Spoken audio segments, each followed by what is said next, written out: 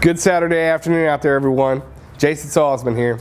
And behind me is the entrance to the Mvskoke Dome, which this coming Monday will be my new home here at the Mvskoke Creek Nation. It's been the great honor of my life to come into your living rooms for 657 consecutive weeks.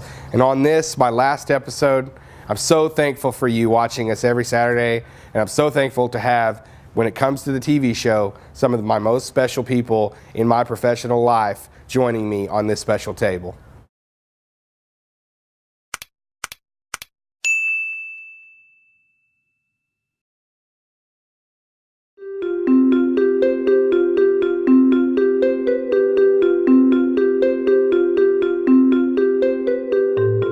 This week on the table, the band is back together. That's right, the original boy band. Myself, Jared Moore, Darren DeLon, and Gerald Wofford, and off camera, Joshua Slane, who was there when this whole thing started, along with my man Gerald over there. And I'm so happy that Gerald was able to come back and be here for this special episode, because really, he was the guy literally in my corner from the get-go, because we did the show in the corner of the old tribal conference room. Those were some of the early days. But man, thanks so much for coming back, Gerald, to be with me here on this last episode of mine. And just so glad to have you back, man. Well, I appreciate you asking me back. When I heard that this was certainly a landmark episode, I certainly am appreciative of the honor to be a part of it and everything. I mean, to be a part of something that I don't know if there's any other native news show out there before that, and I say that humbly, that we started something that we felt was really special. We wanted to bring news to the Native American world. Yeah, and I remember your very first statement on the very first episode there. You know, we're much more than tribally owned casinos. Remember that one there? That's and right. Hopefully people know that now, right? Yeah, I love it. We are much more than tribally owned. Yes. Boom. Just put it home, man. If you go back and watch the first episode on YouTube, which you can do, Gerald and I looking completely dapper, but also like, what are we doing? You know, the very first show, we got guys in our ear telling us, "Hey, you got 20 seconds."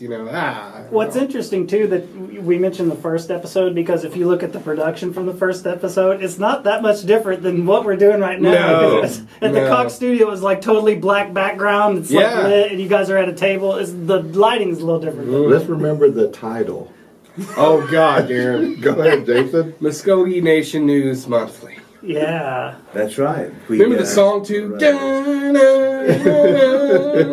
if you're in the audience, you should just go to YouTube. Go to YouTube. Right now. Stop watching this. Go to YouTube and go search episode 1. Mvskoke Media, episode 1. It was like the most pan-Indian thing ever, too. You know what I mean? We had like a floating pair of ball sticks with fire behind it. It was like, oh, man. And now we're just like all modernized. How many different intros did we actually have? Oh, gosh. Wow. Man, There's been so many. I mean, there was one intro that ended with me and Jared laughing driving down the highway. Yeah, that's right. Yeah, we had the floating cubes for a while. We had a whole bunch of little floating cubes of interviews of people floating through the old screen. like the old Rocky Form beginning. You know what I mean? The floating. We letters have that one logo where it was your hand was writing today. And it was like doo doo, and it went in. We went through the whole every era of video production that you could do. We did, and that's what's funny too, because like the show, like kind of like it was neat.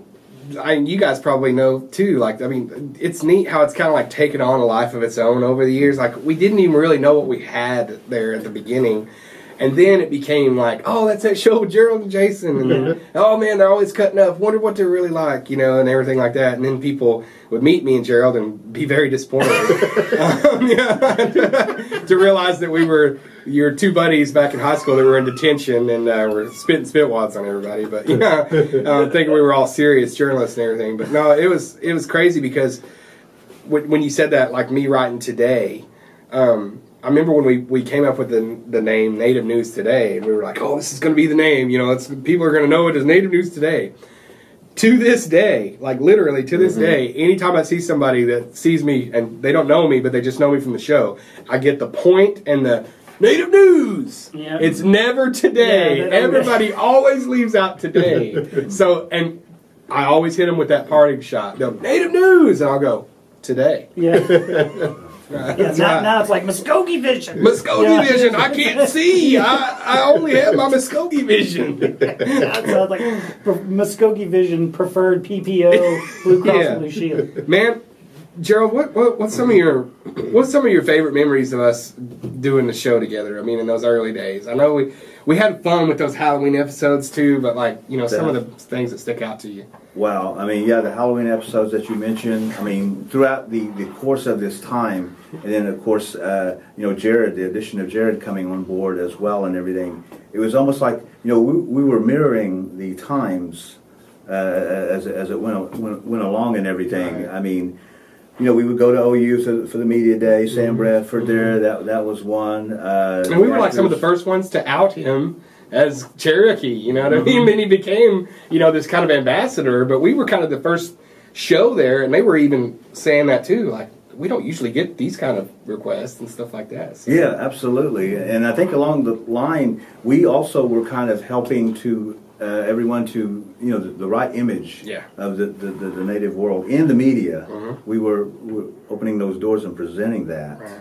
And that was just a unique adventure. Yeah. What about you guys? What are some of your favorite moments? Well, my favorite episode is the first Halloween episode that we did because if you go on YouTube and you go watch that episode, is the first one on there? I'm pretty sure it is. That is lunacy, dude. I'm telling you, we were trying to figure out what we were going to do, and I was like, well, it's Halloween. We should do a Halloween episode, and we could do just how we do the pitches normally, except we'll do these little vignettes of something. And then we went and filmed that first thing we did where I was a lunatic murderer trying to get into the house. And you were inside of the house going, somebody's trying to get in. We better go to this news story. And then we went to the news story. I was like, wow. Now we would never do anything like that now. I would be scared to death to put on television what we used to put on television. Yeah, it's crazy. So man, that's great. That's always going to be my favorite just because of what we did and how it really was community access level type of aesthetic and not putting on any type of airs or anything, just trying to have fun with it. Well, and I was just, I hate to sound like this, but I was just a kid, I was just stupid, I didn't think there was, let's just do this, and to Gerald's credit, he was like, yeah, guys, whatever, we're fine, it's fine, whatever, and we did it and everything like that, and it's so funny, because Jared and I are really like, into this, how can we make this work, and Gerald's just like, you guys, I don't know. I'll stand there and pitch the stories, whatever you need me to do. But Darren was actually like the first time you were ever on the show. You were a part of a Halloween episode, right? Yeah. I wasn't a part of that, but I remember the year before. Okay. My favorite one was it was a Halloween episode, but it really wasn't. What it was like. For the background, it was nothing but them old movies. Oh y'all were still talking about what was going on with the Gerald doing like the experiment on and everything. That was my favorite bit. That episode was really interesting too because I knew that we could use Ed Wood footage from his movies because all that stuff's in the public domain. Well, and people hate Ed Wood. I captured, trying to help him. I captured in all of the footage, and then we had run a story. I think Gerald was the one that got the lead on those guys that saw a ghost while they were finding the graves in the cemetery. Yeah. And we had those guys come in and do the interview. Chris. And what was crazy about that story is the story that they told was exactly the same as the scene out of Plan 9 from Outer Space, because there's a scene in Plan 9 from Outer Space where there's two guys, they're in a cemetery and they're working. And Vampira or I think it was Vampira, whichever one in that movie comes out and scares them, and then they run off, which is the same story. And our version of that was Ruth. So I was able to when we were filming that interview with them, we were talking about what are we going to B-roll this with, because we could go out to the cemetery and try to film it there, and then I had captured that stuff, and I was like, man, this is crazy because it matches, like the B-roll for the movie is exactly so we B-rolled it. It was just great. It matched in with the rest of the episode really well. And just like going on not to get stuck on Halloween episodes, but that was kind of like, it's hard not to talk about those because that was the most fun we had. Yeah. I mean, a lot of the times when I did the show, these last few years and everything, it got real newsy. Everything changed. I'm doing, pretty hard news stories and everything like that. It's not so much that I miss or didn't want to do that kind of stuff. It's just that we had a 3-4 year period there where we just had a ton of fun on the show. I mean, even at times where we'd have regular stories, we would have fun with the pitches, or we would, we would do things where, I think it was like 2 years where Gerald and I just made up an excuse to go eat places. Yeah. We'd be like, hey, we'll come do the show from your restaurant. Just bring us a plate of Conies, while we're doing the stories. The Coney plate. That's one of the things. Smart, not hard. Is that period kind of built the audience of the show, and because you didn't really know what was going to happen on the show from week to week. Right. There was an element there where it's like, I got to tune in. Now it's like professionalism's gone up a whole bunch, but some of that stuff has gone. You lose that heart of it. Well, Yeah, certainly. I mean, the character side of what we presented of Native American life. There's humor to it.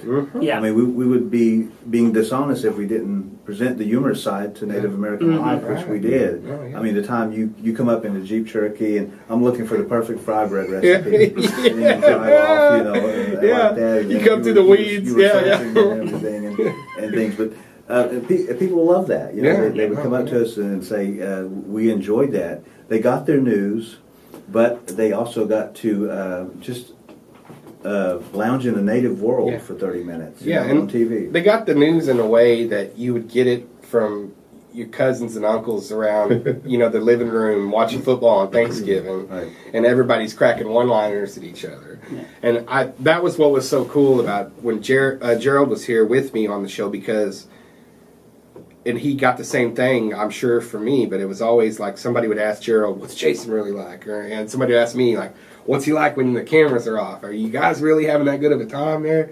And I would be like, yes.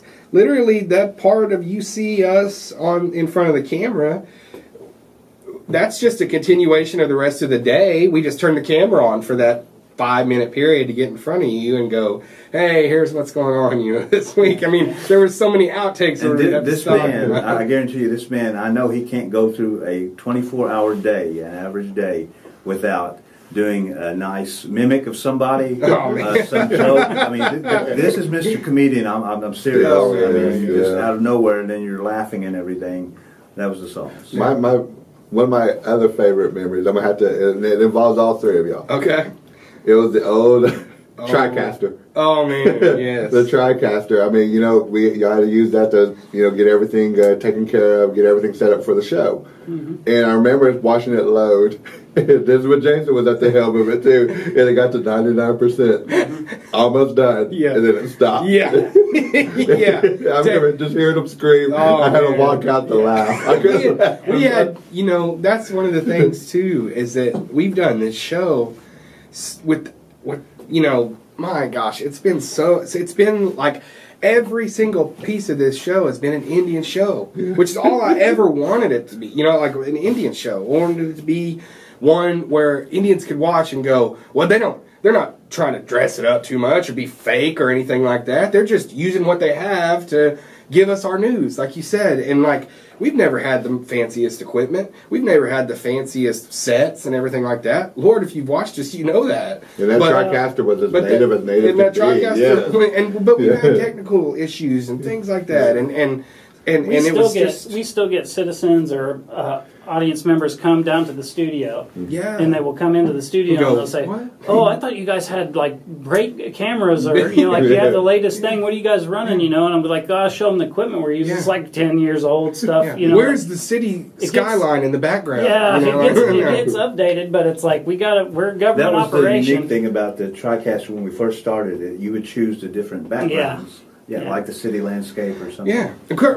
I still remember the guy's name, Kurt Hennig. Walked in, just cold. Just walked in out of nowhere and goes, hey guys, I got this thing. Take a look at it. It was a TriCaster. We had never seen anything like it.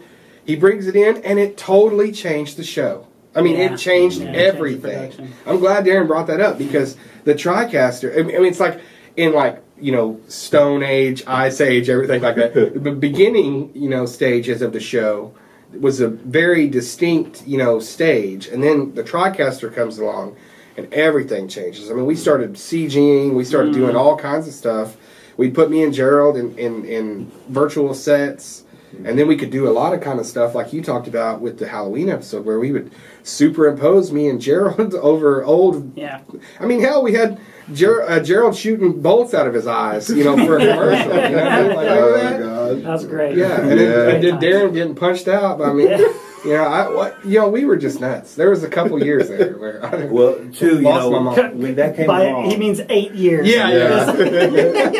A couple of years. A decade. 8 years. When that TriCaster did come along, we were certainly blessed, though, with the... it's a free ad for TriCaster. Yeah, Run out and buy TriCaster. Right. Go get you one. Well, the technology, the smarts of Mr. Moore and Josh Slane as well. Yes, they sir. were the nuts and bolts of that TriCaster. Yeah. And they gave us some impressive intros and titles and everything like that. So both of these guys are definitely nuts. It allowed us to cruise a little bit more. Well, we we fought to get on YouTube and everything else. So it's been a good, and the show's going to keep going. Oh yeah, no, I mean, this isn't the last episode. It's just me that's leaving. Yeah, no. We ought to mention, what the future game plan is, because this is your last episode. Yeah, to me, the most important thing is to see it continue and just continue to grow and to be on the outside, to be able to see it do something different even, I mean, whatever. And so for me, one of the closest guys to me on this earth is this gentleman right here to my left. And not a lot of people out there know that. They probably just think, oh, they work together. No, he's one of my best friends. And Darren is going to pick up the mantle here for me. And I think he's going to do an excellent job because I think everybody knows that he's got a heart for people.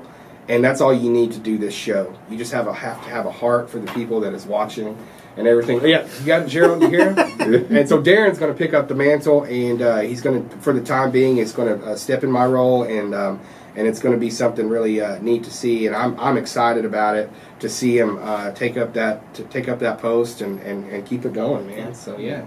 Thank you. What do you think, man? Is that all right? It's all right. It is all right. I know it's going to be some pretty big shoes to fill, but I mean, honestly, no, it's 9.5. But I mean, just been watching him all this time, and then you have watched y'all both all this time, pretty much week to week. Jared's always going to be in the background, and I mean, so you pretty much. You're gonna. I mean, you always tell yourself you're gonna be okay. You're gonna be all right. Everything's gonna be okay. On the production side too, Darren's cut his teeth doing the live streams. If you go to our YouTube channel, you can see Darren delivering the news on the live streams and getting his feet wet. He has always been gung ho to come into the studio and do anything. Darren knows how to run the board. He can run the switcher and everything because he wanted to get involved. Yeah. If you go to our YouTube channel, you look at the Sour Softy show. A lot of those shows, Darren's running the machine. And let this be the one in the middle. That's right. And I'll say this too, and let this be a lesson out there to anyone that hears this, because, like Jared said, Darren could have sat back and not had to do any of that stuff. He wanted to learn, and he wanted to get involved with us and get the nuances of it. And was very proactive in his training, and just on-the-job training. Some people can just say, oh, I got this job and I'm just going to chill or whatever like that. He's never done that. He's continued to learn, and it's why I have all the confidence in the world that this will be something that he'll just continue to grow in. It's been cool to see his progression. And thank you all. Well, it's going to be rough for me because, I've spent the last 13 years coming into this guy's office and saying, what are we doing for the show this week? What are we going to do? Do we have stories? Are we going to have to go out and get something? What can we do? And then he tells me his ideas, and I bounce them off of him. So it's like I'm going to be like, whoa, what do I do now? We're going to go out and get stories and keep on trucking like we're going to truck, but it's a big hole that's going to be there, in the show. So the show's got to evolve and got to change because of that. And do you want to tell the audience what's going to happen for you next? Where are you going now? What is the next chapter? The next chapter, I've been contacted by Chippendales, and I'm going to be on a circuit all across the country, going to various parties, mostly for the elderly and the sight impaired. It's going to be on our YouTube channel. Blind folks. Yeah, that's right. No, man, I'm going to be still here at the Tribe. I'm going to be the marketing coordinator over at the tourism department. I'm really excited because there's a lot of stuff going on over there that's hadn't been done before, and we just recently had the 3A area and the Class B regional tournament at the Dome, packed out, a lot of excitement there. We're bringing a lot of new big sports events to the softball complex and everything like that, sanctioned events, money-making things, really things that can be something for the Tribe that nobody really thought about before. They thought, oh, we got a softball complex because, we like to have the festival and stuff like that. But it's like, that could be a moneymaker year-round. And then the golf course and doing some things like that. And I'm just eager to use my skills in just a different avenue to see what I can do in other things and also promote all that neat stuff that's going on over there. I'm very, social media savvy. I like to be amongst the people on social media, get things out and everything like that. And a lot of what I'm going to be doing is going to be promoting stuff on there and coordinating all those efforts too. I think it's good too, because that's one of the things that we had always talked about behind the scenes, you in particular, is like what they could do out at the Tourism and Rec at the Dome, specifically promotion-wise. Yeah. And then, are you going to be providing some video content? Because you're going to see this guy on festival time for sure. It's festival time again, folks. And is there? But we had kind of talked about some tentative stuff with some golf lessons or anything you want to plug in. I think absolutely. Yeah, I mean, one of my ideas was to, in a way, to promote the golf course more. Starting a video series with golf tutorials from the pro there and running them out on Facebook every week or whenever they're done. Don't want to put a deadline on myself. Good luck with those deadlines. That's another story. That's another story. We need another hour. Yeah, right. We're going to need another show. But just before we go, guys, each one of you, I just want to, start with you, Gerald. I walked in here a young kid. You were well established, but you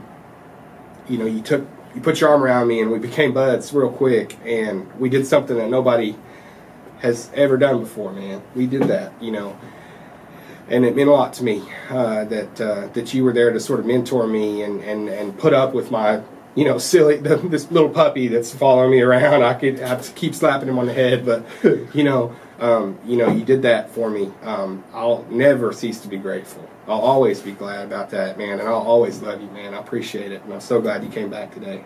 It was an honor. I really appreciate it. To me, I felt like with you two and Josh and Darren, it was getting a chance to be part of a magical ride and just enjoy the ride. Here's the ticket. I'll look out the window. Darren, best friend. Love you, man.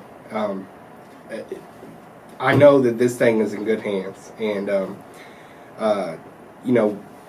even though I can't come in and get a fist pound every day, that's all right, and I'll always be here for you, whatever you need, and it's been awesome to see the growth. Man, love you too, and it's gonna miss you, but I know you're not that far away. As a matter of fact, I'm probably going over there at lunch every day anyway. Still play those basketball games, but I'll be hollering. I'm gonna be hollering at you still a lot, just to get little tips here and there that I need to. Thank you for everything that you've done while I've been here. Just keep those deadlines. That's right. Keep the deadlines. Jared, much like with Gerald, because Jared was here just when I first came, just a year later. But Jared has, been kind of my true north. Like he said, he would come in every day. Man, I want to miss that. And it seems kind of small, like he said, to just come in to ask you about what we're doing. But man, I'm going to miss that. I'm going to miss this guy coming in, putting his hands down. What we got, buddy? And, people would never realize what this guy means to me or what I mean to him, because you'd have to know what we've been through together. Some really hard times, some good times. man, me and this guy were just young, childless bachelors. Now we're like domesticated husbands and dads and stuff now. They were the ultimate bachelors after coming into this office. I remember that. But that's right. But I love you, man, and I genuinely mean that, and we'll be brothers for life. And I can't wait to see you shine and you be able to take the reins and do some things too. So well, awesome. I love you too, man. Meredith still talks to me about you coming in saying we're work married, So it's gonna be a tough separation. Yeah. But I haven't worked with somebody so intensely or for so long on such a labor of love for both people. Yeah. You don't think it's that big of a deal while you're doing it, but then you realize the effect that it's having on people in your tribe. So I've been trying to tell myself, Jason's going to be back on the show. He's going to come back and work. It's not because I know how it is. Yeah. Like nobody goes. Yeah. Because you're still going to be out in the community. We got a big weight to pull. Yeah. We could do Native News Today Junior. Yeah. we're gonna pull it and we're gonna do it. Yeah. So, but it's been a pleasure, and the day we never thought would come is here, and now we're gonna take the next step. Yeah, That's right, man. And I've got all the confidence in the world in these guys, and Cherokee Nation's in good hands over there with Gerald Wofford too. Guys, I could have not done it. I couldn't have done 600 whatever weeks without everyone at this table, and Josh Lane. And Josh Lane's my man. I love you, man. And always have. He was here the day I walked in too. And that's my dog. And I just appreciate all of you so much. And God, it's been the great privilege and honor of my life. And I can walk away with my head high and proud, man. Just so proud of what we've done. All of us. We were a team. And that's all I got.